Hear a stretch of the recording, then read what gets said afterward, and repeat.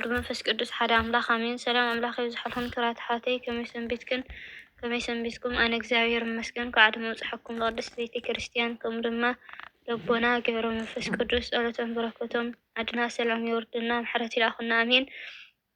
እሺ ከም ትልምድ ካብ ምሕርና ቅዱስ ተዋህዶ እምነተይ ዝቀረበና ስነ ጽሑፍ ሁሉ ምሳኻ ዝኸይድ ሓቀኛ ዓርክኻ እዩ ማለት ኣይኮነን።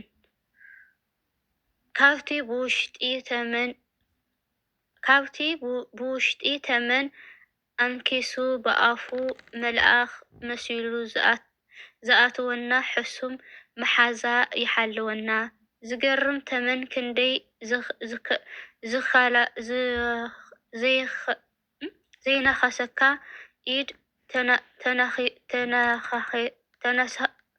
ተነኻኺስካ ካብ የማነይቲ ኢዶም ሓሰስ ዝኾኑ ባህለኒ።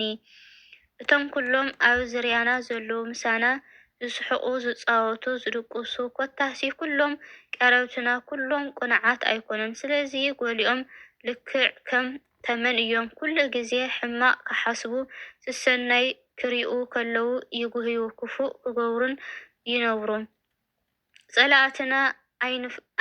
ጸላእትና ኣይንፈርሖምን ኣይንፍርሐዮም እንታይ ደኣ ኣዕርኽትናን ግራውትናን ዋላ እውን ኣባላት ስድራ ቤትናን ክንጥንቀቀሎም እዩ ዘለና። ክንደይ ዝነኸስና ኢድና ተነኺስካ ካብ የማነይቲ ኢዶም ሓሰት ዝኾነት ባህለኒ ኣምሰሉ ንዝኾነ ክፉኣቶም ምሳኻ ካሊእ ይኾኑ ብድሕረኻ ከዓ ካሊእ ዋላ ተግባራትን ስራሕን ባህርያትን ኣይፍለጡን እዮም። ክመስሉ ጥራይ እዮም ዝነብሩ። ጎራሕ ከም ተመን ለዋህ ከም ርግቢ ምስተውዓሊ ምዃን የድሊ እዩ። ሕማቅ ዘበን ዘለናዮ ዝገልጽ እዩ። መጨረሻና ፈጣሪ ክርስቶስ የጸብቐና። ዳዊት መዝሙር ዳዊት 28:3 ምስ ርእሰን ምስቶም ኣብ ልቦም ክፍኣት ከለዎምሲ ምስ ብጾቶም ሰላም ዝዛረቡ ገበርቲ እኩይ ኣይትጉተተኒ። ማቴዎስ ምዕራፍ 10:16 እንሆ ከም ኣባጊዕ ናብ ማእኸል ተኩላ እሰደኩም ኣለኹ። ደጊም ጥበባን ከም ተመን ገረታትካ ከም ርግቢ ሁኑ። መጽሓፈ ምሳሌ ምዕራፍ 3:28 ዝውሃብ ከለካሲ ንብጻይኻ ክድ እሞ ተመለስ ጽባሕ ክህበካ እየ ኣይትበሎ። ቀዳማይ ቆሮንጦስ ምዕራፍ 10:5 ኣይትተለሉ ሕማቅ ዕርክነት ንጽቡቕ ልማዱ እዩ ልማድ የጥፍኦ እዩ። መዝሙረ ዳዊት ምዕራፍ 1:1-2 ብምኽሪ ርእስን ዝመላለሱ ኣብ መንገዲ ሓጥኣን ከዓ ዘይቆሙ ኣብ መንበሪ መላገጽቲ ድማ ዘይቅመጡ ብሕጊ እግዚአብሔር ድኣ ዝፍስሱ ነቲ ሕጊ እውን ለይትን መዓልትን ዝምርምሮ ሰብሲ ብፁዕ እዩ ይብል።